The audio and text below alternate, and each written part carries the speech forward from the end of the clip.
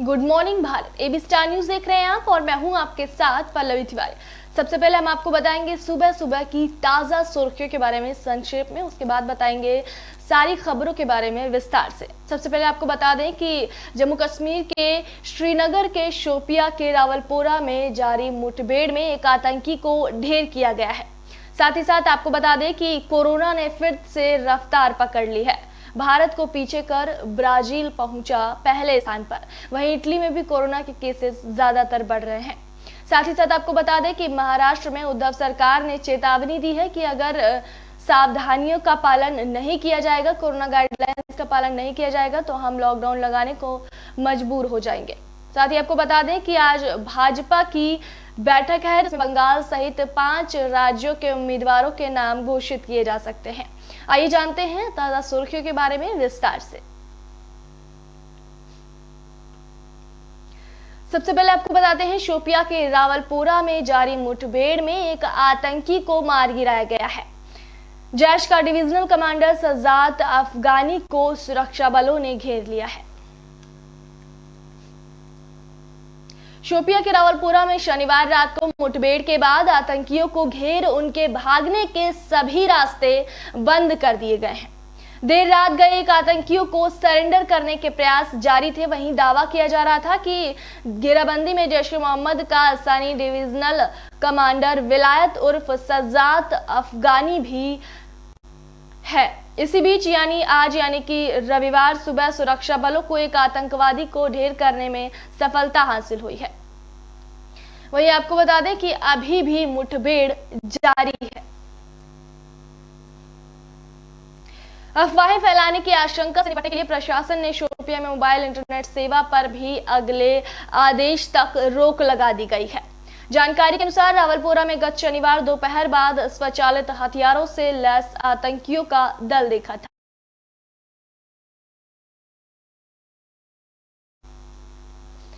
इसी के साथ ही चलिए बढ़ चलते हैं हमारी अगली खबर की।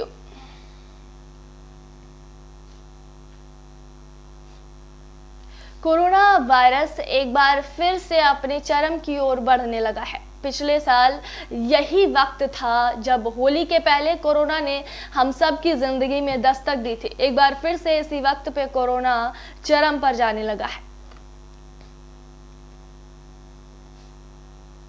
अमेरिका, ब्राजील और ब्रिटेन जैसे देशों की तरह भारत में भी कोरोना संक्रमण एक बार फिर से जोर पकड़ने लगा है। गत वर्ष दिसंबर में जब कोरोना संक्रमण के दैनिक मामले 10,000 के आसपास थे, तब पूरी दुनिया को लगने लगा था कि भारत ने महामारी की जंग में अपनी जीत हासिल कर ली है। लेकिन ऐसा इसलिए हो रहा था क्योंकि लोग एहतियाती उपायों का पूरी तत्परता से पालन कर रहे थे। विशेषज्ञों का भी मानना है कि लापरवाही के कारण ही देश में कोरोना के मामले बढ़ने लगे हैं। साथ ही होली भी आने वाली है, साथ ही बहुत से और त्योहार आने वाले हैं जिसमें सामाजिक समारोहों पर भीड़ इकट्ठा होगी। इससे कोरोना के मामले बढ़ने की और भी ज्यादा आशंका जताई जा रही है। केंद्रीय स्वास्थ्य मंत्रालय के अनुसार शनिवार को कोरोना संक्रमण के 24,000 से ज्यादा नए मामले सामने आए। शुक्रवार को 23,000 से ज्यादा मामले सामने आए थे। वहीं 20 दिसंबर 2020 के बाद हुए दैनिक कोरोना संक्रमितों का आंकड़ा सबसे बड़ा आंकड़ा रहा। 20 दिसंबर को 26,000 से ज्यादा कोरोना वायरस के मामले सामने आए थे।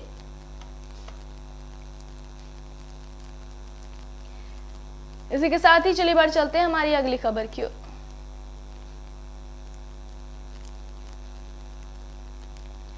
वहीं आपको बता दें भाजपा ने सचिन वाजे के मुद्दे पर उद्धव सरकार को घेर लिया है। नार्को टेस्ट कराने की मांग की गई है।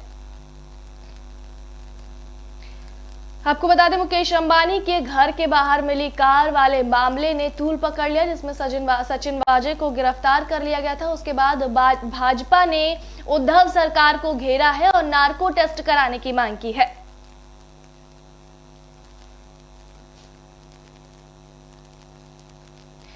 मुंबई में मुकेश अंबानी के घर एंटीलिया के बाहर विस्फोटक से लदी स्कॉर्पियो मिलने के मामले की जांच कर रही राष्ट्रीय एजेंसी एनआईए ने शनिवार रात पुलिस अधिकारी सचिन वाजे को गिरफ्तार कर लिया। वाजे की गिरफ्तारी के बाद भारतीय जनता पार्टी ने उद्धव सरकार के खिलाफ मोर्चा खोल दिया है। महाराष्ट्र भाजपा के वरिष्ठ नेता राम कदम ने वाजे का नार्को टेस्ट कराने की मांग की है। राम कदम ने ट्वीट किया, आखिरकार सचिन वाजे को एनआईए ने गिरफ्तार कर ही लिया। अब सचिन वाजे को बचाने का कुकर्म करने वाली शिवसेना नेतृत्व सरकार देश से माफी मांगते हुए सचिन वाजे का नार्को टेस्ट करेगी। उन्होंने आगे कहा कि हमारी मांग है कि सचिन वाजे का नार्को टेस्ट कराया जाए, जिससे पता चले कि महाराष्ट्र सरकार उसे क्यों बचाना चाहती है।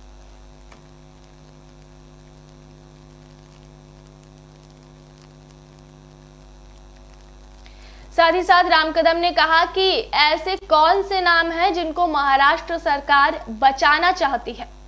नार्को टेस्ट कराया जाए जिससे शिवसेना और महाराष्ट्र सरकार का असली चेहरा लोगों के सामने आए। भाजपा के एक अन्य वरिष्ठ नेता किरीट सोमैया ने एक बड़ा आरोप लगाया है। उन्होंने कहा कि इस मामले में मुंबई पुलिस के और पुलिसकर्मी भी शामिल हो सकते हैं। इससे पहले सोमैया ने मुंबई पुलिस के अधिकारी की गिरफ्तारी न किए जाने पर सवाल उठाए थे। वहीं बता दें कि एनआईए ने एंटीलिया मामले में सचिन वाजे को करीब 12 घंटे की पूछताछ के बाद शनिवार की रात को गिरफ्तार कर लिया है। एनआईए ने वाजे के खिलाफ जालसाजी, विस्फोटक पदार्थ के साथ लापरवाही बरतने, नकली मुहर बनाने और आपराधिक धमकी देने से संबंधित धाराओं में मामला दर्ज कर गिरफ्तार किया है।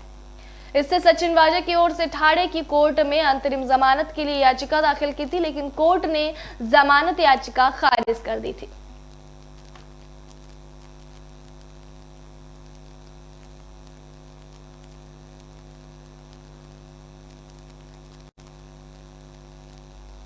अमित शाह का आज से असम पश्चिम बंगाल दौरा, वहीं ममता बनर्जी भी व्हीलचेयर पर करेंगी प्रचार। साथ ही साथ राजनाथ की भी रैलियां सुनिश्चित की गई हैं। विधानसभा चुनाव के मद्देनजर सियासी दलों के बड़े नेता प्रचार में अब जुट गए हैं। आज गृह मंत्री अमित शाह आज से असम और पश्चिम बंगाल के 2 दिवसीय दौरे पर रहेंगे। वहीं राजनाथ सिंह भी असम में 3 रैलियों को संबोधित करेंगे। उधर मुख्यमंत्री ममता बनर्जी आज दोपहर को रोड शो करेंगी। वहीं ममता व्हीलचेयर पर ही रोड शो करेंगी। अमित शाह इस दौरान जनसभाओं और अन्य राजनीतिक कार्यक्रमों में भाग लेंगे। भाजपा के अनुसार शाह असम के मार्गरीटा और नाजिरा में जनसभाओं को संबोधित करेंगे। उसके बाद वे पश्चिम बंगाल रवाना हो जाएंगे, जहां शाम को वे खड़गपुर में आयोजित होने वाले रोड शो में भाग लेंगे। केंद्रीय मंत्री सोमवार को पश्चिम बंगाल के झारग्राम और रानीबंधा में जनसभाओं को संबोधित करेंगे और उसके बाद गुवाहाटी के टाउन हॉल में आयोजित कार्यक्रम में शिरकत करेंगे। पार्टी के वरिष्ठ नेताओं के अनुसार शाह और भाजपा के राष्ट्रीय अध्यक्ष जेपी नड्डा इस दौरान बंगाल में कुछ वर्षों में राजनीतिक हिंसा के शिकार हुए 129 पार्टी कार्यकर्ताओं के परिजनों से भी मिल सकते हैं। वहीं भारतीय जनता पार्टी के लिए असम में रक्षा मंत्री राजनाथ सिंह रविवार से चुनाव प्रचार शुरू करेंगे। वह विश्वनाथ और गोलाघाट जिलों में 4 रैलियों को संबोधित करेंगे, सूत्रों ने आज जानकारी दी। राजनाथ सिंह की इनमें से 2 रैलियां गोहपुर में चाय बागानों में होंगी। गोहपुर एक ऐतिहासिक स्थान है जो भारत छोड़ो आंदोलन से हुआ था। रक्षा मंत्री की एक रैली विश्वनाथ निर्वाचन क्षेत्र के तहत सदरू टी एस्टेट में और एक अन्य रैली डेफला घुर टी एस्टेट में संबोधित करेंगे। इस क्षेत्र से भाजपा उम्मीदवार प्रमोद बोरठाकुर चुनाव लड़ रहे हैं। वहीं आपको बता दें, राजनाथ सिंह की तीसरी रैली गोहपुर में भाजपा उम्मीदवार उत्पल बोरा के लिए होगी, जो असम प्रदेश कांग्रेस कमेटी के अध्यक्ष और राज्यसभा सदस्य रिपुन बोरा के खिलाफ चुनाव लड़ रहे हैं। रक्षा मंत्री गोलाघाट जिले के डेरगांव में एक रैली को संबोधित करेंगे, जहां वह असम में भाजपा के सहयोगी अगप उम्मीदवार भावेंद्र नाथ भराली के लिए प्रचार करेंगे।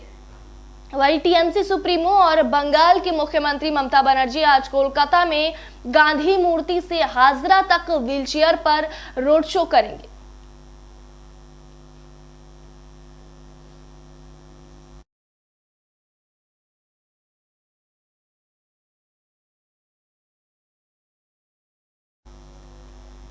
भारत को पीछे कर ब्राजील पहुंचा दूसरे स्थान पर। वहीं इटली में भी कोरोना की दूसरी लहर की चेतावनी दी गई है। आइए जान लेते हैं कोरोना के आंकड़ों के बारे में विस्तार से। कोरोना मरीजों की संख्या के मामले में ब्राजील शनिवार को दुनिया में दूसरे स्थान पर पहुंच गया।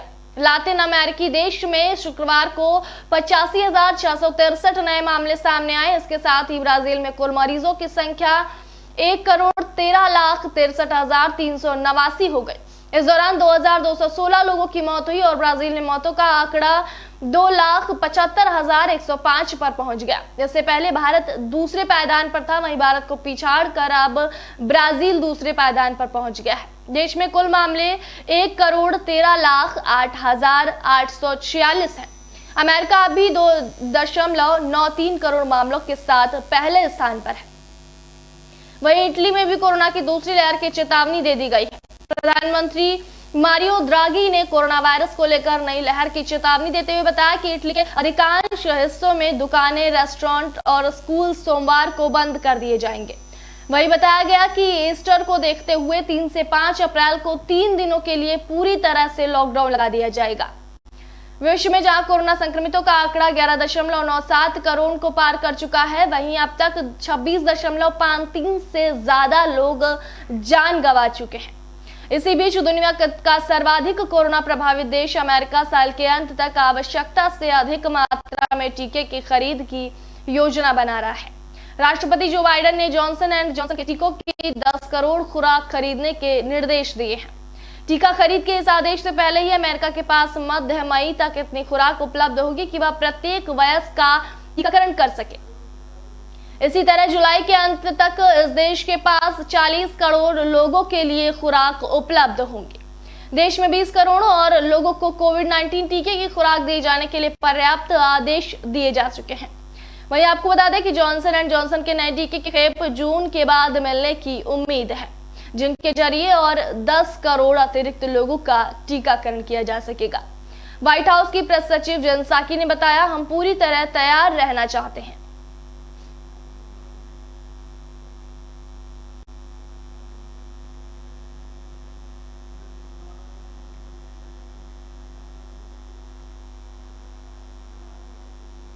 इसी के साथ ही चलिए बढ़ चलते हैं हमारी अगली खबर की ओर।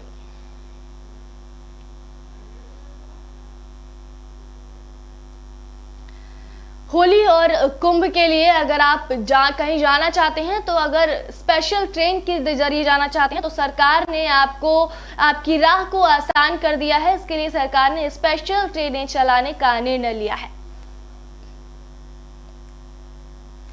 यात्रियों की परेशानी को देखते हुए रेलवे ने कई रूट पर स्पेशल ट्रेन चलाने का निर्णय लिया है। इनमें मुख्य रूप से Delhi Sarai Rohilla, Bandra terminus, Garib Rath, Nizamuddin, Thiruvananthapuram, Sultanpur, Lokmanya Tilak terminus, Haridwar, Jabalpur special train शामिल है।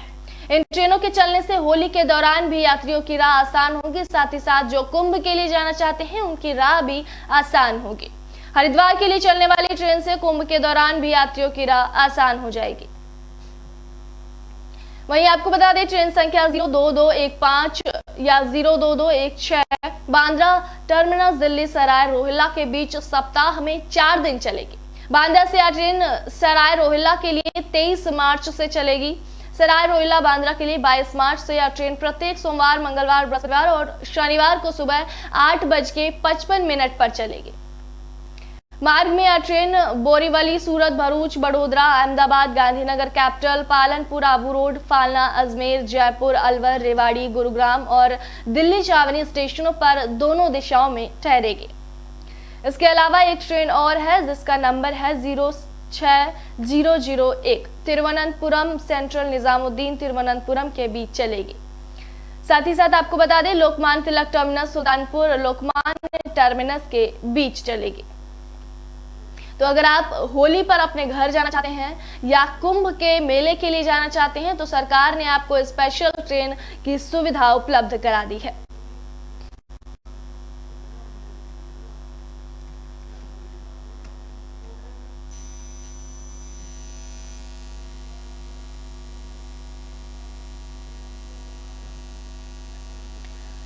इसी के साथ ही चलिए बढ़ चलते हैं हमारी अगली खबर की ओर।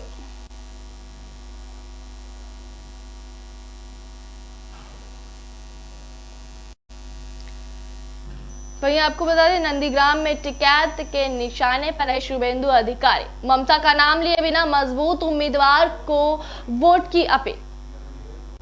क्रांति की जमीन नंदीग्राम में किसान नेता नए क्रांति का बीज बो रहे थे। संदेश, सीधा वोट चाहे जिसकी भी दो, लेकिन हारने वाली पार्टी बीजेपी ही हो। बंगाल के सियासी घमासान में किसान आंदोलन की एंट्री के मौके पर राकेश टिकैत समेत तमाम किसान नेता नंदीग्राम पहुंचे थे। किसानों के महापंचायत का सीधा मकसद बंगाल में बीजेपी का चुनावी खेल खराब करना है।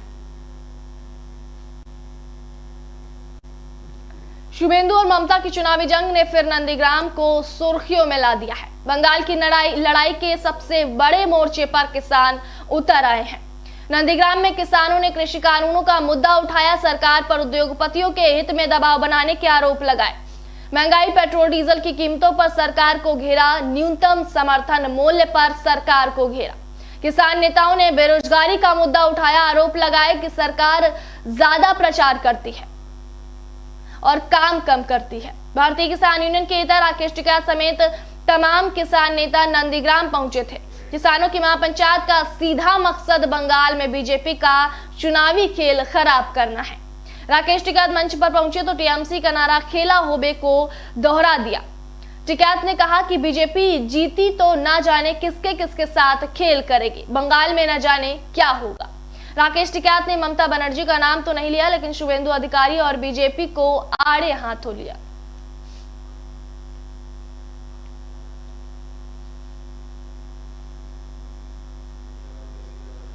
इसी के साथ ही आपको बता दें कि बॉलीवुड की मशहूर फिल्में बनाने वाले रोहित शेट्टी का आज जन्मदिन है। आइए आपको बताते हैं उनके जन्मदिन के बारे में कुछ खास बातों के बारे में। बॉलीवुड एक्टर अजय देवगन संग रोहित शेट्टी ने काफी सारी फिल्मों में काम किया है। करियर के शुरुआती समय से ही दोनों की बॉन्डिंग शानदार रही है। रोहित शेट्टी के जन्मदिन के मौके पर आइए बताते हैं डायरेक्टर के बारे में कुछ खास बातें। रोहित शेट्टी का नाम जब जहन में आता है तो एक ऐसे डायरेक्टर की छवि सामने आ जाती है जिन्हें एक्शन और कॉमेडी फिल्में बनाने के लिए हम जानते हैं। रोहित शेट्टी आज इंडस्ट्री के टॉप एक्टर्स में शुमार किए जाते हैं। उन्होंने अपने करियर में कई सारी ऐसी सुपरहिट फिल्में दी हैं जो आज भी सभी को याद है। बहुत कम लोगों को ये पता होगा कि रोहित शेट्टी 70s के जाने माने विलन एमबी शेट्टी के बेटे हैं।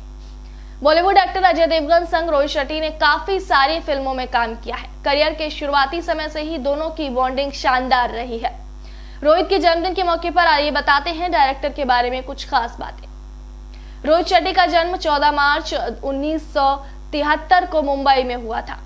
शुरुआती समय में रोहित शेट्टी को काफी संघर्ष करना पड़ा। रोहित शेट्टी ने अजय देवगन की सुपरहिट फिल्म फूल और कांटे से अपने करियर की शुरुआत की थी। इस फिल्म में वे एक असिस्टेंट डायरेक्टर की भूमिका में थे।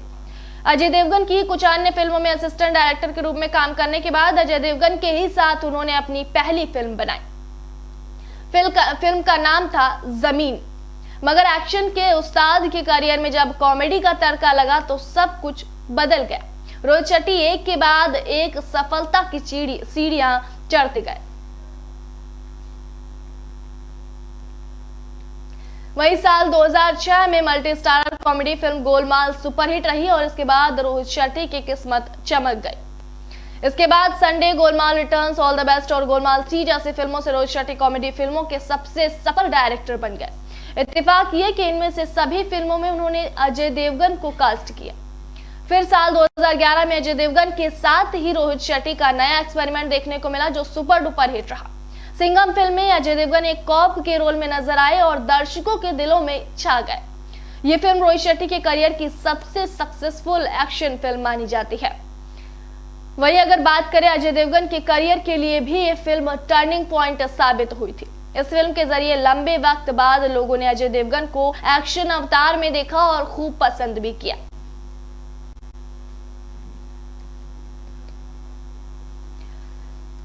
वही आपको बता दें शाहरुख खान के साथ भी रोहित शेट्टी ने चेन्नई एक्सप्रेस और दिलवाले जैसी फिल्में बनाई जिन्होंने बॉक्स ऑफिस पर अच्छा प्रदर्शन किया। मगर ये कहना भी गलत नहीं होगा कि रोहित शेट्टी इस समय करियर के पीक पर चल रहे हैं।